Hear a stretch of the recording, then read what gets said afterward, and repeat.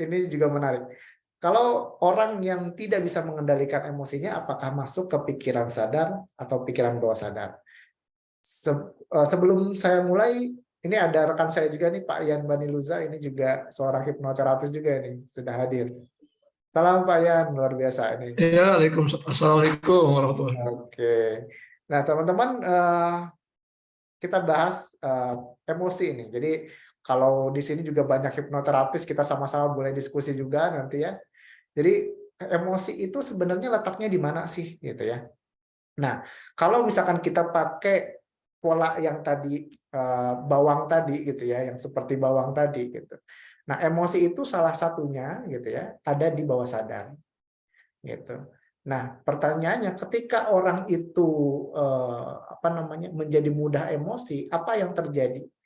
Kebanyakan orang ketika dia mendapatkan masalah itu dia menekan. Ada mekanisme coping namanya. Nah, copingnya itu ada yang diproyeksikan, diungkapkan secara langsung. Kalau misalkan orang bikin dia kesel nih, dia ungkapin secara langsung gitu ya. Ada yang ditekan gitu. Nah, semakin banyak ditekan, itu maka akan semakin lama semakin banyak emosi yang negatif yang ada di dalam pikiran gitu. Dan bawah sadar semakin banyak isinya pikiran negatif, maka perilakunya pun akan cenderung negatif. Gampangnya kayak gini, teman-teman pernah nggak naruh sampah? Saya yakin pasti pernah gitu ya, di dapur atau di mana gitu ya. Ketika sampah itu teman-teman taruh, terus teman-teman makin banyak tuh sampahnya gitu ya. Dan teman-teman nggak buang-buang itu sampahnya tuh, dibiarin aja. Lama-lama kira-kira apa yang terjadi?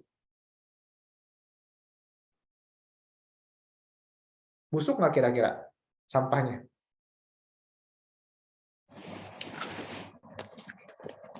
Membusuk lama-lama. Membusuk lama-lama. Dan kira-kira yang keluar wanginya wangi atau bau?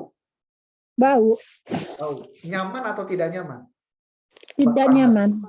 Ya, sama dengan konsep pikiran kita. Ketika kita menyimpan emosi-emosi negatif, kita simpan terus yang hal-hal yang membuat kita tidak nyaman, bikin kita marah, bikin kita ngebenci seseorang, gitu ya, dendam sama seseorang, disimpan, simpan terus.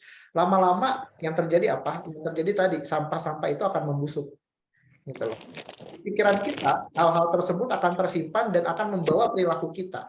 Sehingga orangnya jadi baperan, gampang marah, mudah tersinggung gitu ya. Kurang lebih seperti itu. Jadi konsepnya tadi, ketika orang itu menyimpan memori-memori yang tidak nyaman, tidak menyenangkan, yang membuat emosinya itu harus dikeluarkan, tapi tidak ada ventilasinya, akhirnya hal-hal tersebut akan memacu emosinya. Nah, itu yang pertama, konsep yang pertama kalau kita membahas secara pikiran sadar dan pikiran bawah sadar. Yang kedua, emosi pun ada organnya, gitu ya. Jadi ada orang yang memang cenderung temperamental, gitu. Ada memang orang yang cenderung dia lebih kalem, gitu. Jadi secara karakter pun ada, gitu. Jadi bisa dibedakan di situ. Kalau ngomongin emosi, tadi emosi ada di bawah sadar. Tapi kalau ngomongin karakter seseorang, ada orang yang memang bawaannya pemarah, gitu.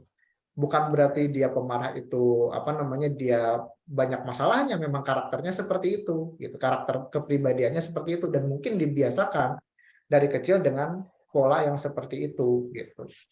Walaupun sekali lagi secara pikiran kita masih dari kecil itu bisa dibentuk gitu, karena pikiran sadar itu kan ibaratnya dipengaruhi 80% oleh lingkungan, 20% oleh kepribadian dan karakter yang sudah ada. Seperti itu, ada nature, ada betul, kurang lebih seperti itu. Oke, itu jawaban untuk pertanyaan yang kedua tadi dari Ibu siapa? Dari Bu Arumdani, ya Bu Arumdani. Oke. Nah, terus yang ketiga, nah ini pertanyaan dari Bu Hartini nih.